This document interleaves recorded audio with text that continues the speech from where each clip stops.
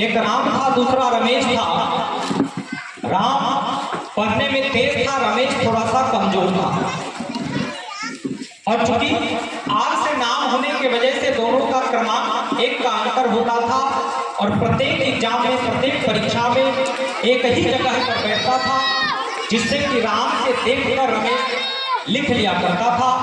और इस प्रकार से पहली से लेकर ग्रेजुएशन तक, बीए तक की पढ़ाई उन्होंने नकल करके पास कर दी। राम में से रमेश नकल करके प्रत्येक परीक्षा को पास कर। एक समय तो ऐसा आया कि आजकल की प्रतियोगिता का समय है, कंपटीशन का समय है, तो नौकरी के लिए जो कंपटीशन का फॉर्म भरा था, दोनों का संयोग से एक ही जगह सीट पड़ गया।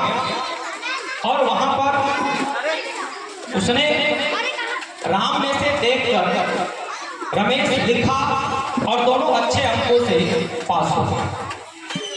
किंतु अभी समय हो गया साक्षात्कार का, नौकरी में इंटरव्यू भी होता है। तो इंटरव्यू देने की बात आई, रमेश थोड़ा सा उदास था। राम पूछा कि आप उदास क्यों हो? तो रमेश ने बताया कि देखो भाई, मैं तो तुम में से नकल करके अभी तक की सारी परीक्षाएं पास कर ली। अब जो इंटरव्यू है उसमें सिंगल व्यक्ति को बुलाएगा, अकेले अकेले बुलाएगा, उसमें सवाल पूछेगा, मैं जवाब क्या दूंगा? राम कहा, इतनी सी बात करने के लिए तुम इतना परेशान हो? सो ऐसा है कि जब मैं इंटरव्यू दे रहा होऊंगा तो तुम गेट पे खड़े हो जाओ और जितने भी बात या सवाल हमसे पूछे जाएंगे उसका जवाब तुम याद कर लेना और वही बोल देना। रमेश की उदासी खत्म हो गई। अब राम गया अंदर, उनसे पहला सवाल पूछा गया कि राम ये बताओ, देश को आज़ादी कब मिली? तो राम ने जवाब दिया, प्रक्रिया तो 1942 में शुरू हो गई, सफलता 1947 में मिली। जवाब सुनकर इंटरव्यू लेने वाले खुश हो गए। बोला, चलो ये बताओ कि देश को आज़ादी दिलाने में किन लोगों का योगदान है?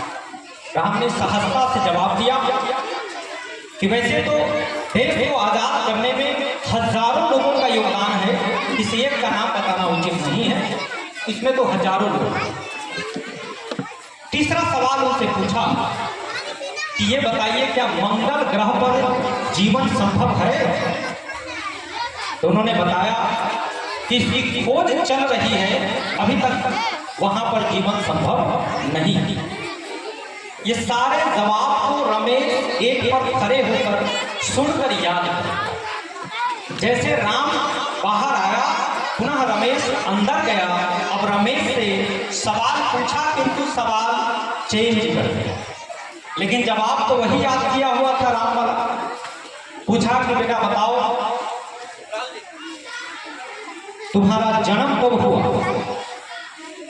तो उन्होंने जवाब दिया कि प्रक्रिया तो 42 में शुरू हो गई, सफलता 1947 में मिली। सवाल पूछने वाले ने कहा, क्या जवाब देगा? दूसरा सवाल पूछा कि तुम्हारे पिताजी का क्या नाम है? तो बोला, इसमें तो हजारों लोगों का योगदान है, एक आदमी का नाम बताना उचित नहीं। सवाल पूछने वाले अचंभित हो गए कि पिताजी का नाम पूछा और इतनी भयंकर जवाब। खैर, तीसरा सवाल और सबसे आसान पूछा, बेटा तुम्हारा नाम क्या है? तो उसने बताया कि इसकी खोज चल रही है, अभी इसकी जानकारी नहीं है। तो समय बदल गया है और सवाल बदल गया है।